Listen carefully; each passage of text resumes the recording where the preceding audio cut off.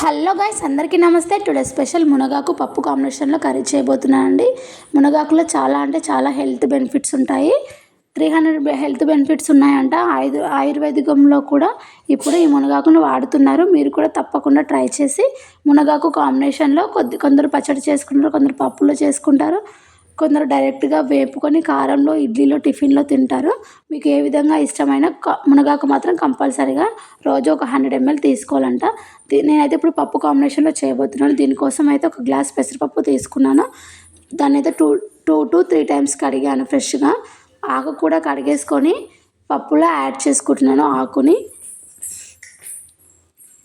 ఈ విధంగా యాడ్ చేసుకున్నాక ఒక చిన్న ఆనియన్ కూడా కట్ చేసేసుకొని ఒక 5-6 పచ్చిమిర్చి కూడా యాడ్ చేసుకోండి. పచ్చిమిర్చి కారం సరిపోతుందంటే ఎండు కారం స్కిప్ చేయండి. పచ్చిమిర్చి కారం సరిపోదంటే ఎండు కారం వేసుకోండి. నేను వేసుకున్న పచ్చిమిర్చి అయితే సరిపోదు. సో నేను ఒక టేబుల్ స్పూన్ కారం అయితే తీసుకున్నాను. కొద్దిగా సాల్ట్ తీసుకోండి. ఈ విధంగా సాల్ట్ వేసుకొని మనము గ్లాస్ పప్పు తీసుకున్నాం కాబట్టి 2 glasses వాటర్ అయితే సరిపోతుందండి. కొద్దిగా పసుపు యాడ్ చేసుకొని ఇప్పుడైతే అది స్టవ్ పైన పెట్టేసుకున్నాను, ఉడికిపోతుంది.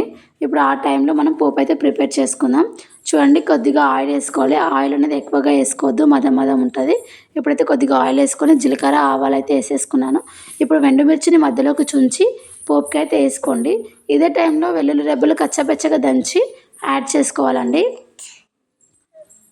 కచ్చపచ్చగా దంచి యాడ్ చేసుకోండి. నా దగ్గర వెల్లుల్లి రెబ్బలు లేవు, సో నేను యాడ్ చేసుకోవట్లేదు. ఇదే టైంలో కొద్దిగా కరివేపాకును, కొద్దిగా కొత్తిమీరని యాడ్ చేసేసుకుందాం. చూడండి, ఈ విధంగా పోపు అయితే పెట్టేసుకుందాం. ఇదే టైంలో మనం కొద్దిగా పసుపు అయితే యాడ్ చేసుకుందామండి. పసుపుని పప్పులో వేసుకున్నాం కాబట్టి ఇప్పుడు లైట్గా తీసుకుంటే సరిపోతుంది. 1/2 tablespoon పసుపు యాడ్ చేసుకొని మనం ముందుగా ఉడికించుకున్నాం కదా పప్పు మునగాకు, ఈ పోపుని అందులోకి టర్న్ చేస్తే సరిపోతుందండి.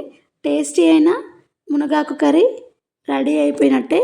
పోపు వేసాక పోపు మొత్తం కూరకి పట్టే విధంగా ఒక 3 minutes హై ఫ్లేమ్లో పెట్టి ఉడికించుకొని సర్వ్ చేసుకుంటే సరిపోతుందండి. అంతే అండి, మునగాకు కర్రీ చాలా ఈజీగా ఉంది కదా. మీరు కూడా తప్పకుండా ట్రై చేయండి. పులుపు కోసం కొద్దిగా 2-3 చెక్కలు చింతపండు వేసుకుంటే వేసుకోండి, చాలా బాగుంటుంది. అట్లా కూడా యాడ్ చేసుకోవచ్చు. మునగాకునైతే అస్సలు మిస్ చేసుకోండి. హెల్త్ బెనిఫిట్స్ చాలా అంటే చాలా ఉన్నాయి. Thank you for watching.